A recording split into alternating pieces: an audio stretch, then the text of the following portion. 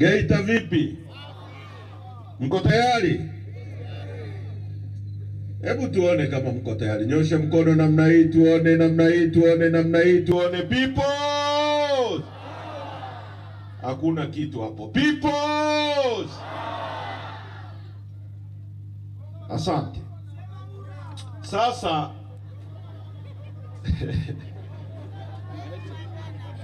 kumbe mko humu. Hebu tuwaone.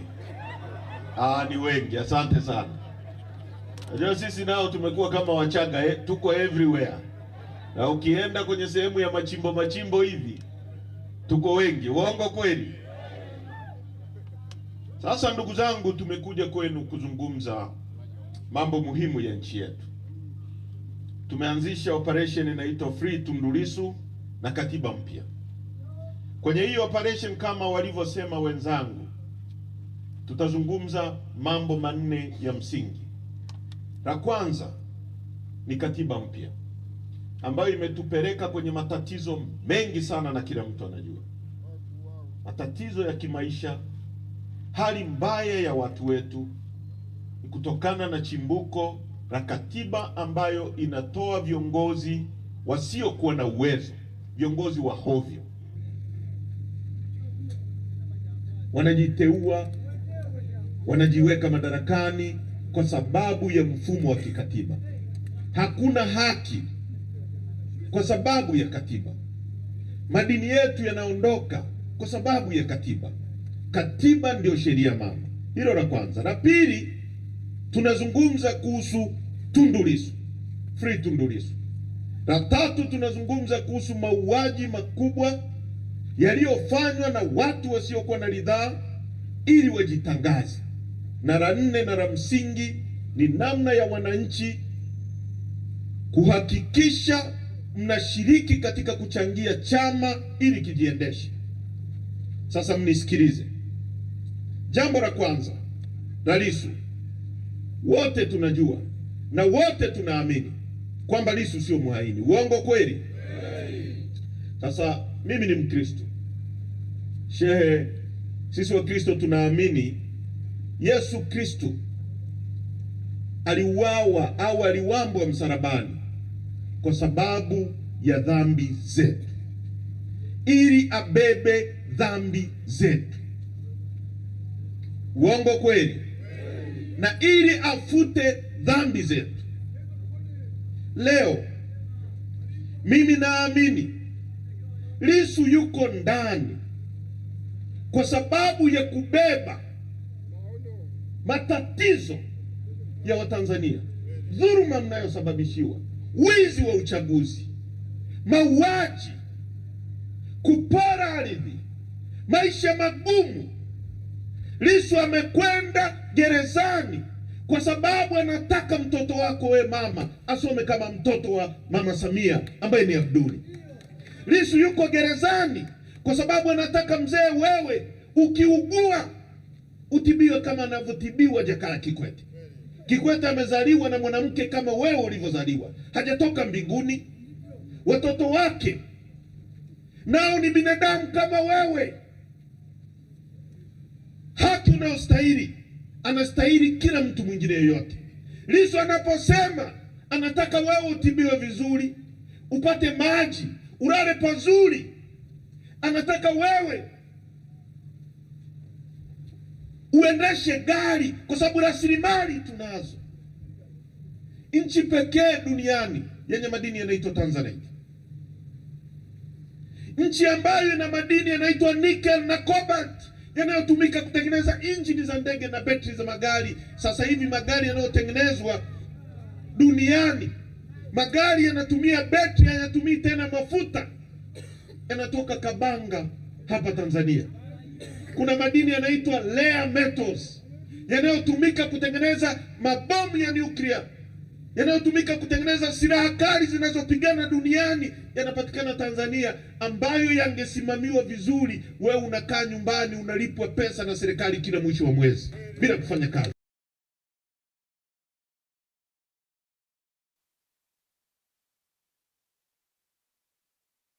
Nchi yenye mlima mrefu kuliko yote Afrika, wa pili duniani. Nchi yenye ziwa lenye kina kirefu kuliko yote Afrika, la pili duniani.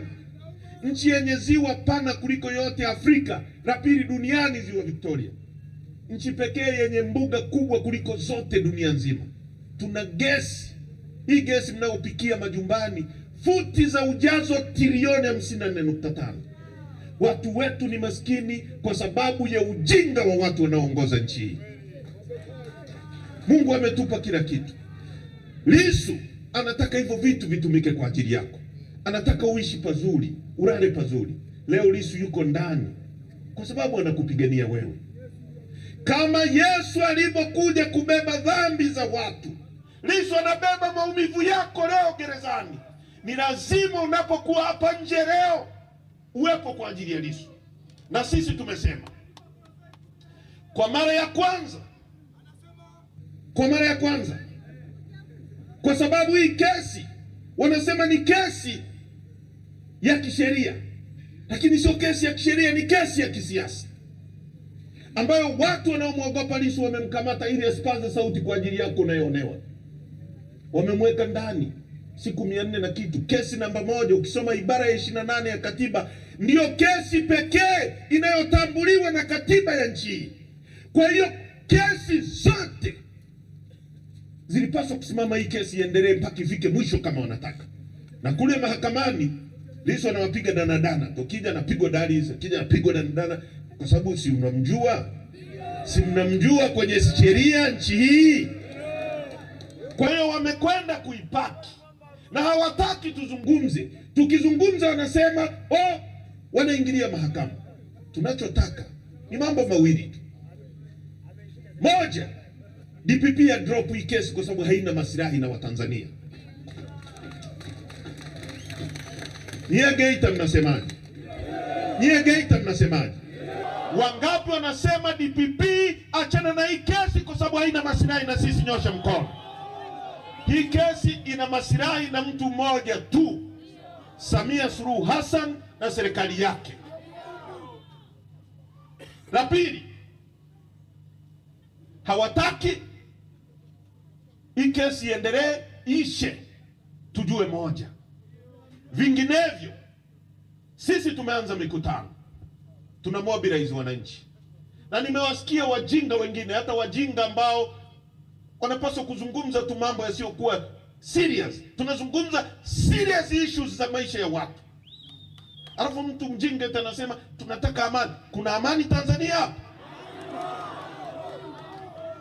Mtu ambaye mtoto wake ameuawa, hajaona hata mwili wake, ana amani gani huyu?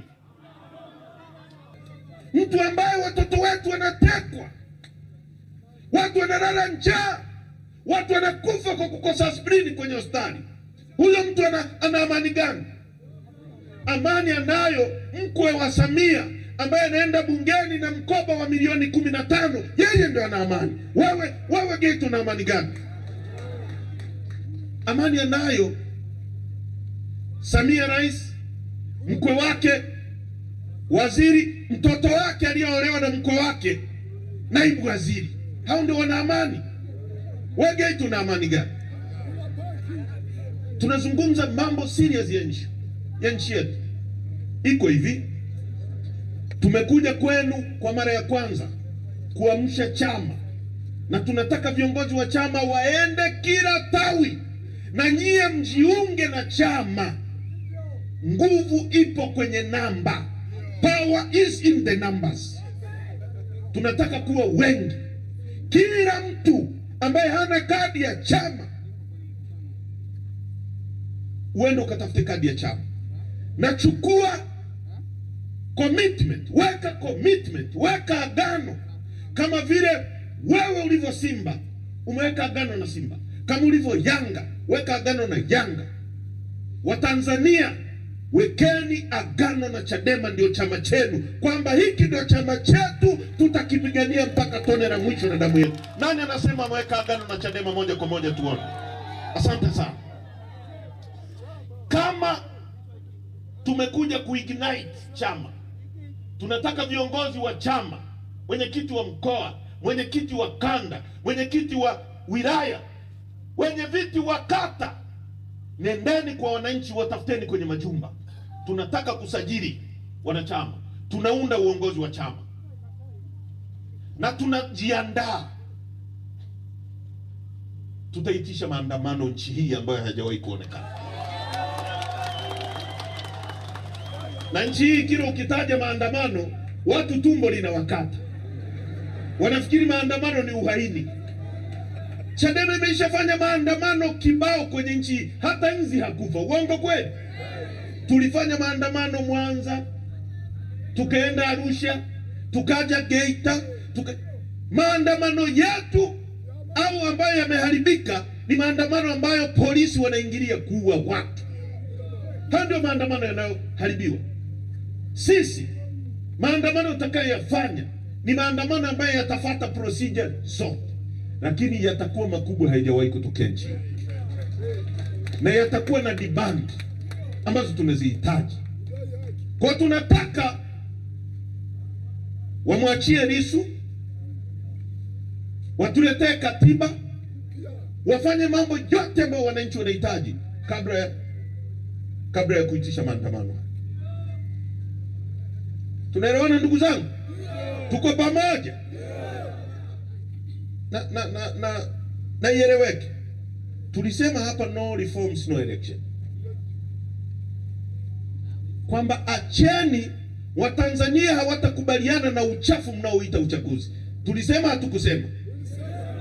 Waswahili wanasema asiyesikia la mkuu mwisho wake wakaenda kuua watu. Na wanafikiri wanaweza kufunika hivi tukasahau. Nataka niwahakikishie, hakuna damu ya Mtanzania hata mmoja iliyomwagika ambayo haitalipwa. Watalipa tu. Na wakulia tunamsema, nasema wanga kutari kinyunyi kwa magia. Yaani sui na iwekaje. Lakini iko hivi, wakati mwingine usiseme mambo yote hadharani, sio? Watakwenda The Hague. Watakwenda The Hague.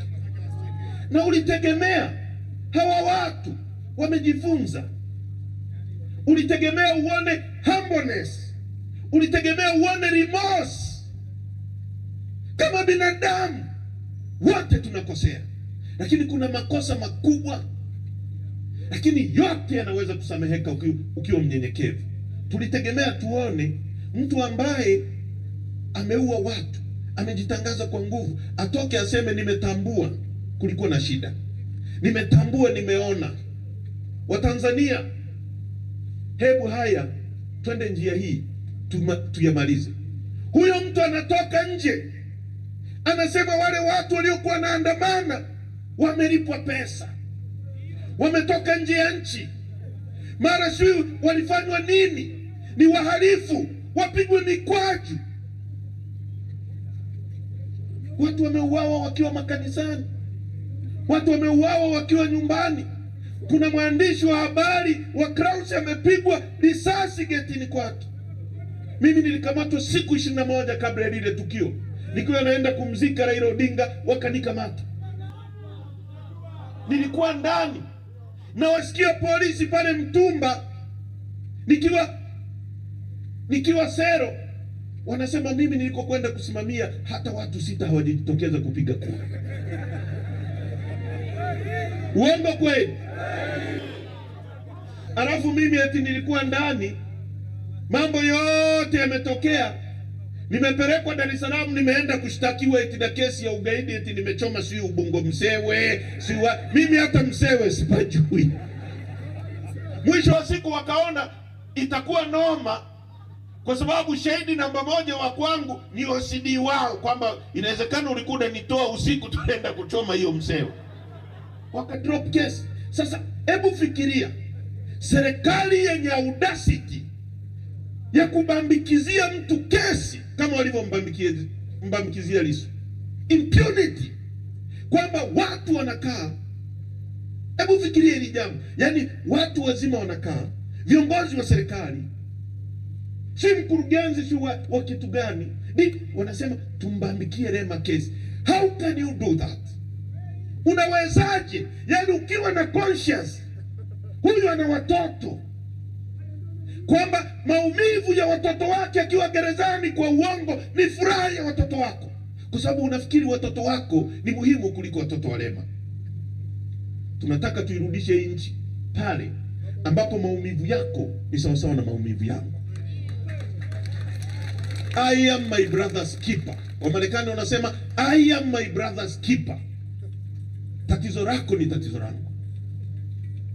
Swala la Lissu tunataka lifike mwisho. Inatosha. Leo wakati nakuja hapa nimepigiwa simu na mdogo wake Lissu anaitwa Vincent. Sisi tumezuiliwa kwenda kumuona Lissu muda mrefu. Sisi viongozi wanaruhusiwa ndugu zake tu. Ameniambia tangu jana jioni mwenyekiti wetu anaumwa sana tumbo. Tumbo linamkata, hahalishi, lakini ana maumivu makali sana. Mtu ambaye hana hatia. Tumesema tena na tena na tena, Lissu akipata shida haitaeleweka nchini. Narudia kusema, hatutakubali kiongozi wetu alichukuliwa akiwa mzima. Tunamtaka atoke akiwa mzima. Hilo nafikiri ni muhimu likaeleweka na tuliachia hapo. Tusicheze na huu utulivu. Mambo ya kufikiri wa Tanzania ni wajinga yameshapitwa na wakati. Walisema kwa sauti hawataki uchaguzi, mmewaua, na Watanzania hawatakubali tena. Jambo la pili, ndugu zangu, umaskini wetu ni wa kutengeneza. Leo tunazungumza Geita, na Lema amezungumza hapa. Wakati mmoja tulikuwa tuko Igunga, tunakutana na watu wanakunywa maji ya madimbwi, tukawa tunawaambia Wasukuma wale wa kule ndani sehemu inaitwa Iborogero kuhusu maji ya bomba. Hajawahi kuona bomba, kwa hiyo unamwambia kitu ambacho haelewi, kwa sababu wazungu wanasema seeing is believing, kuona ni kuamini. Kama hujaona huwezi kuamini, huwezi kuelewa. Kwa tulipokuwa tunawaambia kuhusu maji ya bomba, unaona mtu hakuelewi, kwamba unaenda unafungulia kitu hivi maji yanatoka mle, yeye anajua siku zote maji unatakiwa ujitwishe. Sasa ndugu zangu, pengine hamuelewi utajiri ambao umetoka Geita. Geita imechimbwa hapa tangu nikiwa mtoto mdogo mpaka leo. Ukienda Johannesburg, ukienda Witwatersrand, ukienda Cape Town, ukaangalia miji iliyojengwa na dhahabu, unaelewa utajiri ambao umetoka hapa. Na nataka niwaambie kitu kimoja ambacho ni rahisi sana kiuchumi. Sio lazima wewe uwe na hoteli, au sio lazima wewe uwe na gari, sio lazima uwe na tipa. Lakini uchumi ukiwa mkubwa Geita, huyu bwana akajenga hoteli, atamwajiri huyu mama kwenye hoteli yake. Huyu mama akilipwa mshahara na huyu atamwagiza bodaboda amnulie mboga za majani. Bodaboda atakunywa mafuta kwenye kituo chako. Wewe utamwajiri mlinzi, yule mlinzi atalipa nyumba yako. Pesa itazunguka miongoni mwenu.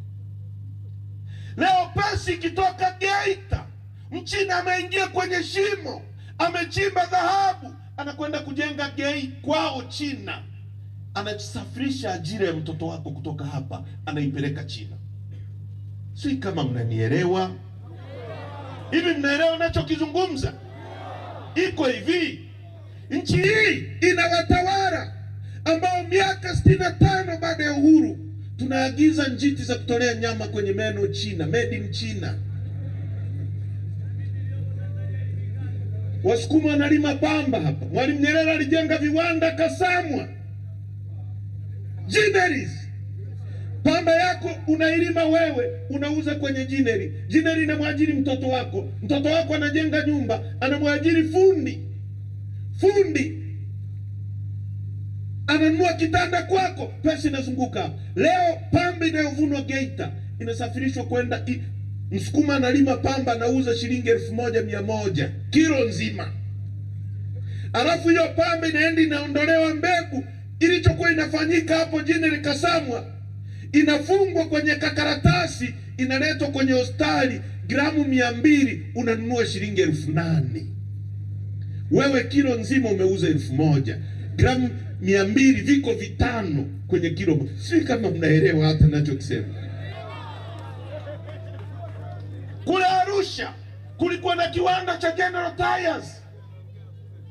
Mimi nimekuwa, babangu anamiliki Land Rover, ananunua tairi za General Tyre, zinaajiri wa Tanzania. Leo viwanda vimeuawa. Tuna bodaboda kwa maelfu nchi na baiskeli, tunafata tairi China. Pesa inatoka Nyankumbu inakwenda China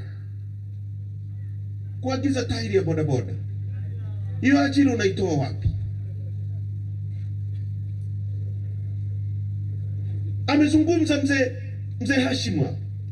Leo ilitakiwa vyuo vikubwa duniani vya utafiti wa madini, vyuo vikubwa duniani au viwanda vikubwa vya teknolojia ya madini vingekuwa kanda ya Ziwa na Tanzania kwenye dhahabu. Ndege zinatua kwa maelfu hapa, zinakuja zinaleta watu kuangalia teknolojia ya dhahabu na kuja kununua dhahabu, ikupe ajira.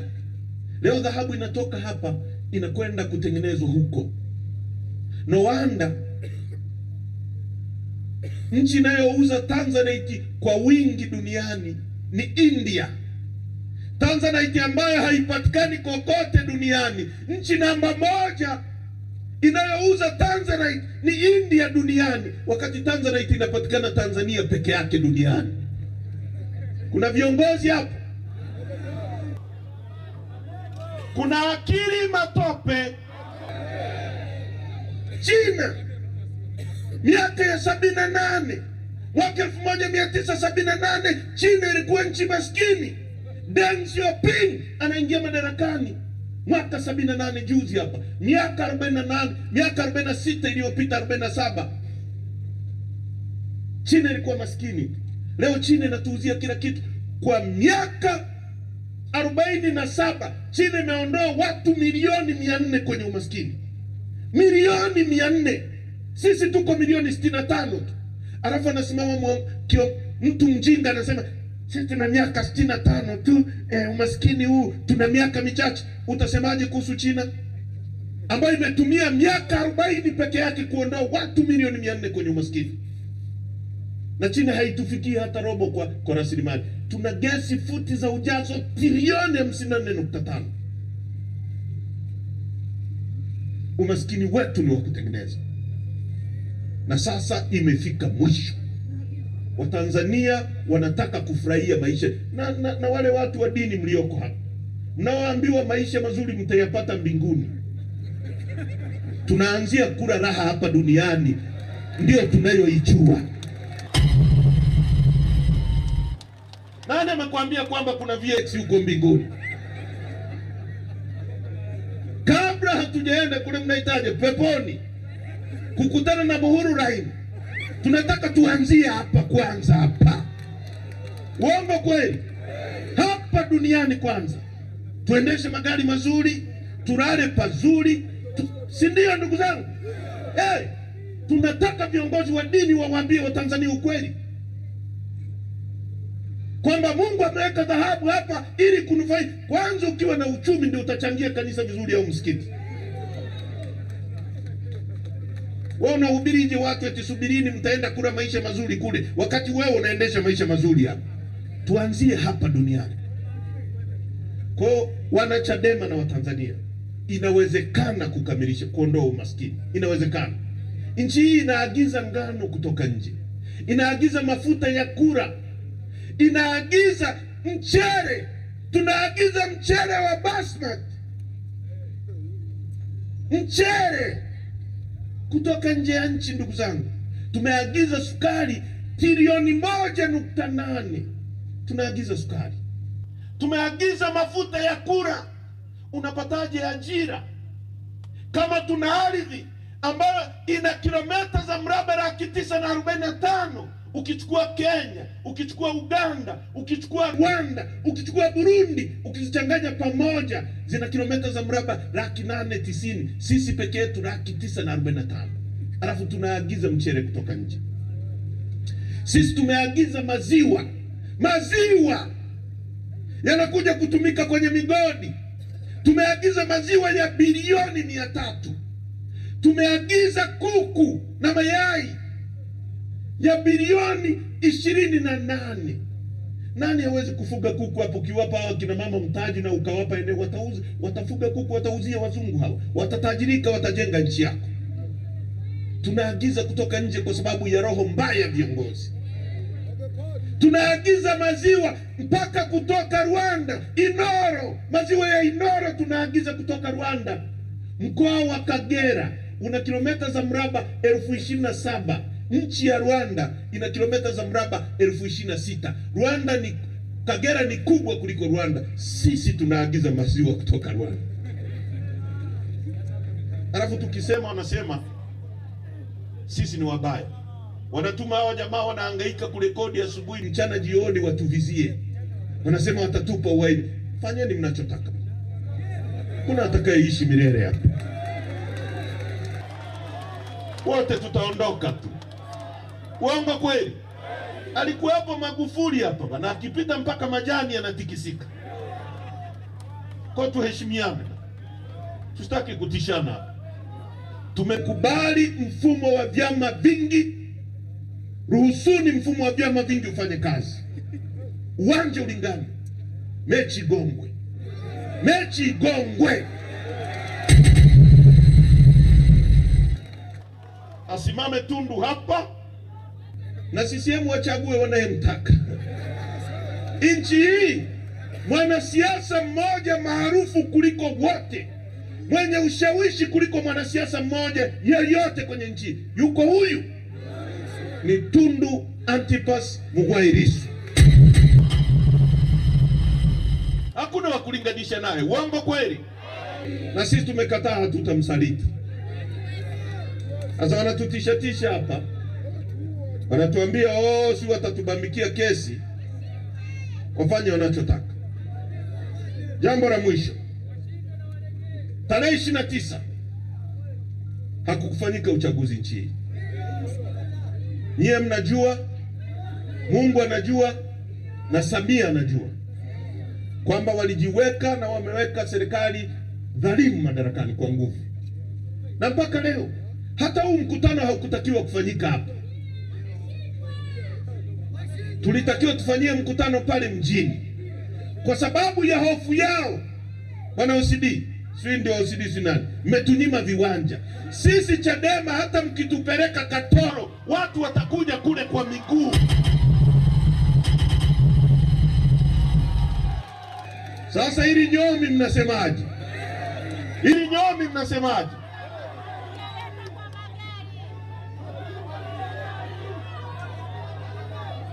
Kwa ndugu zangu wana Geita, tumekuja kwenu kuomba. Jambo la mwisho kabisa, kiungeni chama hiki mkono, kichangieni chama hiki. Tuko mstari wa mbele, tunahitaji mafuta twende kufanya kazi hii. Tunahitaji kila mtu ajiunge na namna ya kuchangia chama kila mwezi. Wewe dada, ukitoa shilingi 1,000 utakufa kwa mwezi. Hata ukitoa 5,000 kwa ajili ya ukombozi wako. Na wana kiburi hapa. Niliona sio nani wa sisi wanasema wamegeuka ombaomba. Amesahau Mwalimu Nyerere. Mwalimu Nyerere alitumia michango ya wananchi kutafuta uhuru wa nchi. Uongo kweli? Na ndio maana watu waadilifu kama mzee Warioba wakiona nchi walioipigania inatafunwa left, right and center wanaumia. Mzee Warioba juzi amesema Samia alichaguliwa na Tume ya Taifa ya Uchaguzi, sio wananchi. Sasa mkamateni na mzee Warioba sasa, si wanamtisha? Tunataka ndugu zangu, mchangie chama chetu. Yale yaliyotokea tarehe 29 ni mambo mabaya, hayakubaliki, na tutapigana mpaka tone la mwisho kuhakikisha waliohusika wanawajibika. Lazima wawajibike. Boni ametoa mfano mzuri sana, na tunahitaji kuhakikisha nchi hii inakuwa kwenye mikono salama. Wananchi wanachagua kiongozi wanayemtaka kwa mujibu wa katiba ibara ya 8, ili kiongozi awajibike kwao. Hakuna diwani aliyechaguliwa hapa, uongo kweli? Hakuna mwenyekiti wa mtaa aliyechaguliwa hapa, uongo kweli? Na wazungu wanasema no representation, no taxation. Kama hakuna uwakilishi, hakuna kulipa kodi, kwa sababu nani ataenda kutetea kodi yako pale bungeni? Wabunge hao wanaoenda kusema tucheze mziki, hebu fikiria, yaani tunamtoa Sugu bungeni, unapeleka nani hivi? Hata tuwajui. Leo unatoa mashine kama Lema bungeni. Unaipenda nchi? Wewe askari OCD, unatoa Lema bungeni, unapenda nchi? Nani atakusemea sasa? Na hatutaki mwe mnatupenyezea pembeni tusemee. Wananchi wa Geita, ninawashukuru sana. Asanteni kwa kuja, na mkaribisha Lema atuelekeze, hakuna kuondoka.